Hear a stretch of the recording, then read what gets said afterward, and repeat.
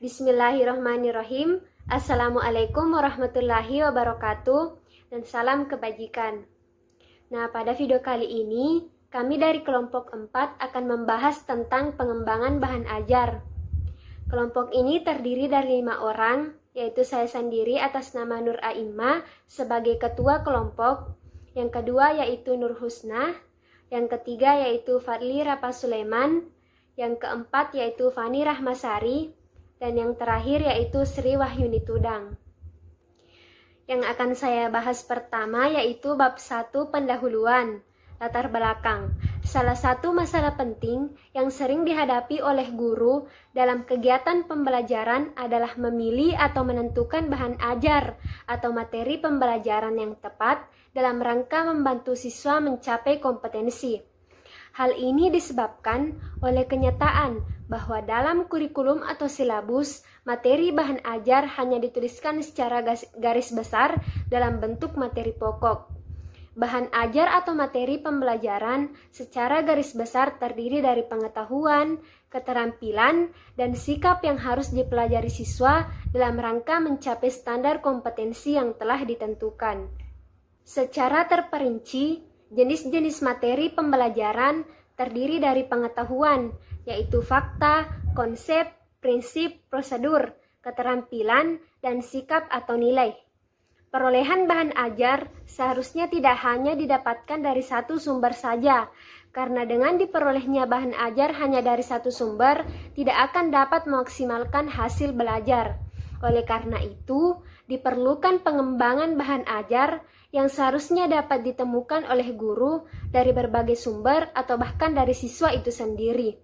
Pengembangan bahan ajar yang tidak hanya terpaku pada satu sumber bahan ajar, guru dapat mengembangkan kecerdasan siswa dan dapat pula memberikan pengalaman bermakna bagi siswa.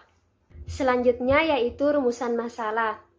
Berdasarkan uraian dari latar belakang sebelumnya, maka penulis merumuskan beberapa rumusan masalah, yaitu yang pertama, apa yang dimaksud dengan bahan ajar. Yang kedua yaitu apa tujuan dan manfaat pengembangan bahan ajar. Yang ketiga yaitu apa saja jenis-jenis bahan ajar. Yang keempat yaitu apa saja bentuk-bentuk bahan ajar.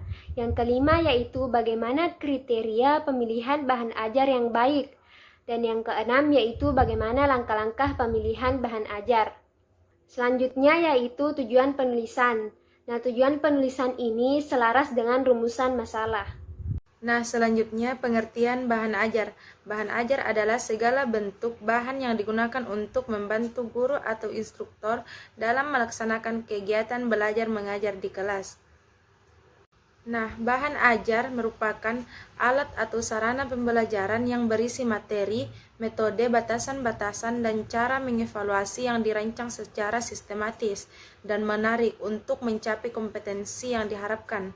Nah, bahan ajar akan mengurangi beban guru dalam menyajikan materi, sehingga dosen lebih banyak waktu untuk membimbing dan membantu peserta didik dalam proses pembelajaran. Adapun tujuan pengembangan bahan ajar, yang pertama menyediakan bahan ajar yang sesuai dengan tuntunan kurikulum dengan mempertimbangkan kebutuhan peserta didik, yakni bahan ajar yang sesuai dengan karakteristik dan setting atau lingkungan sosial peserta didik. Nah, yang kedua, membantu peserta didik dalam memperoleh alternatif bahan ajar di samping buku-buku teks yang terkadang sulit diperoleh. Nah, yang ketiga, memudahkan guru dalam melaksanakan pembelajaran. Adapun manfaat pengembangan bahan ajar, yaitu yang pertama, diperoleh bahan ajar yang sesuai tuntunan kurikulum dan sesuai dengan kebutuhan belajar peserta didik. Yang kedua, tidak lagi tergantung kepada buku teks yang terkadang sulit untuk diperoleh. Yang ketiga, memperkaya karena dikembangkan dengan menggunakan berbagai referensi. Nah, yang keempat, menambah khasana, pengetahuan, dan pengalaman guru dalam menulis bahan ajar. Yang kelima, membangun komunikasi pembelajaran yang efektif antar guru dengan peserta didik. Yang keenam, menambah angka kredit jika dikumpulkan menjadi buku dan diterbitkan. Nah, Jenis-jenis bahan ajar: yang pertama, lembaran informasi; yang kedua, operation sheet; 3, job sheet; 4, worksheet; 5, handout; 6, modul. Keuntungan adanya lembaran kegiatan adalah bagi guru, memudahkan guru dalam melaksanakan pembelajaran.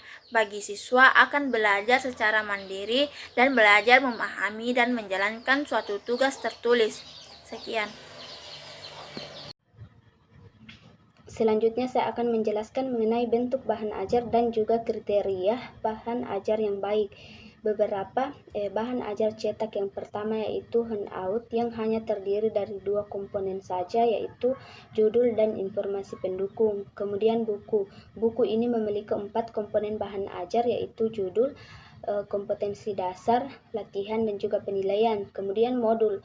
Modul struktur bahan ajarnya lebih kompleks lagi, terdiri dari 7, yaitu judul, petunjuk belajar, kompetensi dasar atau KD, informasi pendukung, latihan, tugas, dan penilaian. Kemudian yaitu leaflet yang terdiri dari 4 komponen, yaitu judul, kompetensi dasar, informasi pendukung, dan penilaian. Kemudian brosur, kemudian wall chart, kemudian LKS atau lembar kerja siswa yang terdiri dari 4 komponen bahan ajar, yaitu 6 komponen bahan ajar, yaitu judul, petunjuk belajar, kompetensi dasar, informasi pendukung, tugas, dan juga penilaian. Kemudian ada beberapa bentuk bahan ajar. Yang pertama yaitu media audiovisual. Media ini hanya menyajikan gambar bergerak seperti video atau film. Kemudian yaitu media audio yang isinya hanya dapat diterima melalui pendengaran saja seperti kaset, radio. Kemudian yaitu media visual adalah media yang mengandalkan indera penglihatan seperti gambar, foto. Kemudian yaitu multimedia. Penggunaan komputer untuk menggabungkan teks, suara, gambar, animasi, video, dan juga audio. Contohnya yaitu komputer, internet dan juga CD interaktif. Selanjutnya yaitu dalam mengembangkan bahan ajar harus memiliki beberapa kriteria, yaitu sebagai berikut. Yang pertama yaitu bahan ajar itu harus sesuai dengan tujuan pembelajaran. Kemudian yang kedua, bahan ajar itu harus sesuai dengan perkembangan taraf perkembangan peserta didik. Kemudian yang ketiga yaitu bahan ajar yang baik adalah bahan ajar yang berguna bagi pengetahuan dan keperluan bagi tugas kelak di lapangan. Kemudian yang keempat yaitu bahan itu harus menarik dan merangsang aktivitas pendidik. Kemudian yang kelima yaitu bahan itu harus disusun secara sistematis, bertahap, dan juga berjenjang. Kemudian yang keenam yaitu bahan yang disampaikan kepada siswa itu harus menyeluruh, lengkap, dan juga utuh. Oke, selanjutnya yaitu saya akan membahas tentang langkah-langkah pemilihan bahan ajar. Yang pertama, mengidentifikasi aspek-aspek yang terdapat dalam standar kompetensi dan kompetensi dasar. Sebelum menentukan materi pembelajaran, terlebih dahulu perlu diidentifikasi aspek-aspek standar kompetensi dan kompetensi dasar yang harus dipelajari atau dikuasai siswa. Aspek tersebut perlu ditentukan karena setiap aspek standar kompetensi dan kompetensi dasar memerlukan jenis materi yang berbeda-beda dalam kegiatan pembelajarannya. Yang kedua yaitu memilih jenis materi yang sesuai dengan standar kompetensi dan kompetensi dasar. Materi yang akan diajarkan perlu diidentifikasi apakah termasuk jenis fakta, konsep, prinsip, prosedur, afektif, atau gabungan lebih daripada satu jenis materi. Dengan mengidentifikasi jenis-jenis materi yang akan diajarkan, maka guru akan mendapatkan kemudahan dalam cara mengajarkannya. Setelah jenis materi pembelajaran teridentifikasi, langkah selanjutnya adalah memilih jenis materi tersebut yang sesuai dengan standar kompetensi atau kompetensi dasar yang harus dikuasai siswa. Identifikasi jenis materi pelajaran juga penting untuk keperluan mengajarkannya, sebab setiap jenis materi pembelajarannya memerlukan strategi pembelajaran atau metode, media, dan sistem evaluasi atau penilaian yang berbeda-beda. Yang ketiga yaitu memilih sumber bahan ajar. Setelah jenis materi ditentukan, langkah selanjutnya adalah menentukan sumber bahan ajar. Materi pembelajaran atau bahan ajar dapat kita temukan dari berbagai sumber seperti buku pelajaran, majalah, jurnal, koran, internet, media audiovisual, dan sebagainya. Selanjutnya yaitu bab 3 penutup. Adapun yang dapat kami simpulkan mengenai materi pengembangan bahan ajar ini yaitu bahan ajar adalah segala bentuk bahan yang digunakan untuk membantu guru atau instruktur dalam melaksanakan kegiatan belajar mengajar di kelas. Bahan yang dimaksud bisa berupa bahan tertulis maupun bahan tidak tertulis.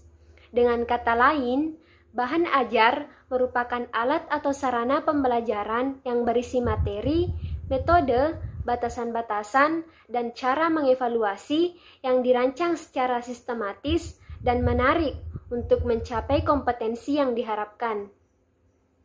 Adapun sarannya, yaitu sebagai seorang tenaga pendidik, tidak hanya mampu mengajarkan, tetapi dapat mendidik anak ke arah tujuan hidup yang benar, serta dapat memahami pentingnya metodologi pembelajaran dalam kelas demi terwujudnya generasi penerus bangsa yang cemerlang di masa yang akan datang. Nah, itulah tadi materi yang sempat kami sampaikan mengenai pengembangan bahan ajar. Semoga video ini dapat bermanfaat bagi teman-teman semua. Lebih dan kurangnya mohon dimaafkan. Sekian dan terima kasih. Assalamualaikum warahmatullahi wabarakatuh.